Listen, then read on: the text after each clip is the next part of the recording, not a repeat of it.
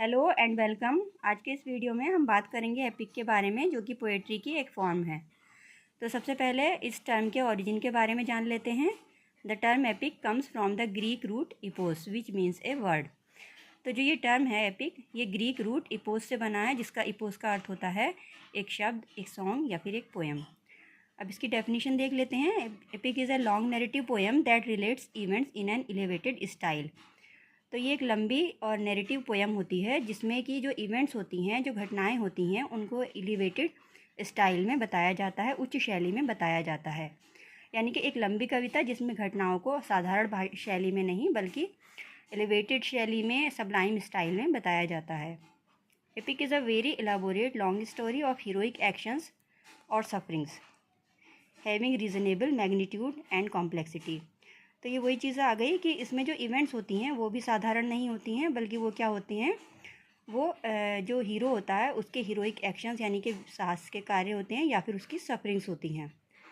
तो मतलब इसमें जो थीम होता है, इसका जो प्लॉट होता है वो भी साधारण नहीं होता है, बल्कि वो भी हीरोइक एक्शंस और सफरिंग होती हैं।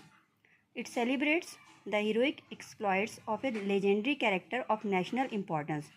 एक चीज़ और, जो इसमें कैरेक्टर होता है, जो मेन कैरेक्टर होता है, वो भी साधारण नहीं होता, बल्कि वो लेजेंडरी कैरेक्टर होता है या हिस्टोरिकली इम्पॉर्टेंट कैरेक्टर होता है।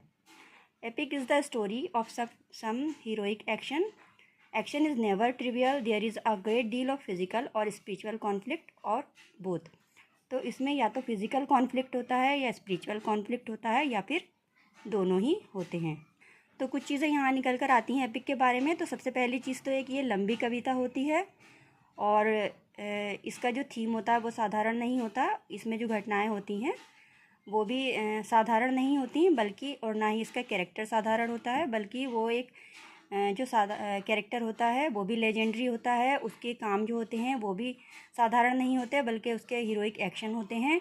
और इसको जो लिखा जाता है वो भी साधारण शैली में नहीं लिखा जाता, बल्कि एक सबलाइम स्टाइल में, एलिवेटेड स्टाइल में और एक उच्च शैली में लिखा जाता है।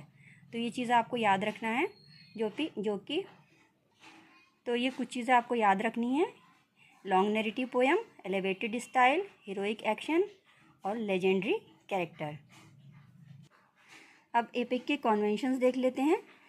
तो सबसे पहली चीज़, जब एपिक की शुरुआत होती है तो कुछ शुरू की ही कुछ लाइंस में जो पोएट होता है वो इसके थीम को डिक्लेयर कर देता है कि इसका थीम क्या होगा, और उसके साथ ही साथ काव्य की देवी यानी कि म्यूज़ से प्रेयर करता है। तो टेक्निकली ये दो शब्द होते हैं, एक है प्रोपोजिशन और एक है इन्वोकेशन। प्रोपोजिशन क्या होता है, वो स्टेटमेंट की लाइंस जिसमें थीम बताया जाता है, और इन्वोकेशन क्या होता है, इन्वोकेशन होती है प्रेयर, जिसमें पोएट कहता है कि उसे इंस्पिरेशन मिले ताकि वो इस थीम को अच्छे से डील कर सके, अच्छे से उसका ट्रीटमेंट कर सके।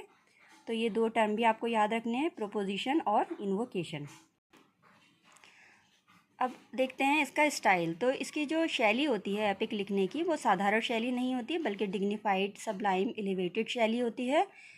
तो इसमें जो फिगर ऑफ स्पीच होती हैं वो भी बहुत एलाबोरेट होती हैं। और जैसे कि बताया कि होमर के इलियड को एक जो है मॉडल के तौर पर यूज़ किया जाता है। तो जो होमर ने जो सिमली, जो एपिथेट यूज़ किए हैं, तो वही होमरिक सिमली और होमरिक एपिथेट इसमें एपिक में यूज़ किए जाते हैं, पोएट उनको फॉलो करते हैं। नेक्स्ट देख लेते हैं। The action of the epic is often controlled by super natural agents. तो एक चीज़ इसमें ये ख़ास होती है एपिक के बारे में कि इसमें जो सुपर नेचुरल एलिमेंट्स होते हैं वो भी एपिक के एक्शन में पार्टिसिपेट करते हैं, यानी कि उनका एक इम्पॉर्टेंट रोल होता है सुपर नेचुरल मशीनरी का, सुपर नेचुरल एजेंट्स का। जैसे कि अगर हम मिल्टन की पैराडाइज लॉस्ट को देखें तो उसमें सिर्फ दो ही ह्यूमन कैरेक्टर हैं, एडम एंड ईव, और बाकी सारे के सारे सुपर नेचुरल एजेंट्स ही हैं। और उसमें जो होमर के और वर्जिल के जो भी एपिक हैं, उसमें ग्रीक गॉड्स और गॉडेसेस जो हैं वो भी इम्पॉर्टेंट रोल प्ले करते हैं। तो जो सुपर नेचुरल एलिमेंट्स हैं उनका एक इम्पॉर्टेंट रोल रहता है एपिक में, ये चीज़ याद रखना है आपको। तीसरा पॉइंट है कि a number of thrilling episodes related to wanderings, movements of troops and battles are described in detail. तो इसमें बहुत सारी एपिसोड्स होती हैं जो कि वांडरिंग से और बैटल से रिलेटेड होती हैं, वो इसमें इंट्रोड्यूस कराई जाती हैं डिटेल में। नेक्स्ट है the epic is divided into books. तो मेन चीज़, एक चीज़ इंपॉर्टेंट चीज़ ये है कि जो एपिक है उसको बुक्स में बांटा जाता है और यूजुअली इनका नंबर होता है 12। लेकिन होमर के जो इलियड हैं और ओडिसी हैं जिसको फॉलो किया जाता है, उसमें जो है दोनों में 24 बुक्स हैं। उसके बाद वर्जिल ने शुरुआत की थी 12 बुक्स में एपिक लिखने की, और उसी को बाद में जो यूरोपियन राइटर्स हैं, जो यूरोपियन पोएट्स हैं, उन्होंने फॉलो किया था।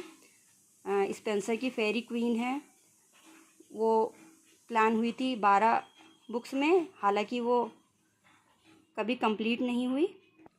और पैराडाइज लॉस्ट जो कि शुरू में जिसमें 10 बुक्स थी, तो उसको भी बाद में 12 बुक्स कर दी गई थी। तो एक चीज़ यह है कि जो एपिक होता है वो बुक्स में डिवाइडेड होता है और यूजुअली उसका नंबर होता है 12। Last but not the least, एक पॉइंट ये है कि epic has a moral purpose. इसका एक मॉरल पर्पज़ होता है। तो जैसे कि अगर होमर और वर्जिल के हम महाकाव्यों को, एपिक्स को देखें, तो उसमें जो है एक अपील है to patriotism and national pride. उसके बाद फेरी क्वीन है, उसका पर्पज़ है to fashion a gentleman in virtuous and gentle discipline. और मिल्टन के पैराडाइज लॉस्ट का जो मॉरल पर्पज़ है वह है justifies the ways of God to man. तो एपिक का हमेशा एक मॉरल पर्पज़ रहता है। तो ये कुछ कन्वेंशंस हैं जिसको लेकर कि एपिक लिखे जाते हैं। इसके बाद एग्जाम्पल देख लेते हैं जो फेमस एपिक हैं। तो सबसे पहला जो कि क्लासिक के तौर पर यूज़ किए जाते हैं, जिनको फॉलो किया जाता है, वो है होमर के इलियड और ओडिसी। उसके बाद वर्जिल का एनीड है। इंग्लिश में अगर हम देखें तो मिल्टन का पैराडाइज लॉस्ट है और पैराडाइज रिगेन्ड है, और स्पेंसर के फेरी क्वीन को भी एपिक ही माना जाता है। आई होप कि वीडियो आपके लिए हेल्पफुल रहेगी। Thanks for watching. वीडियो पसंद आए तो वीडियो को लाइक और शेयर ज़रूर कीजिएगा और चैनल को सब्सक्राइब करके जाइएगा। Thanks for watching.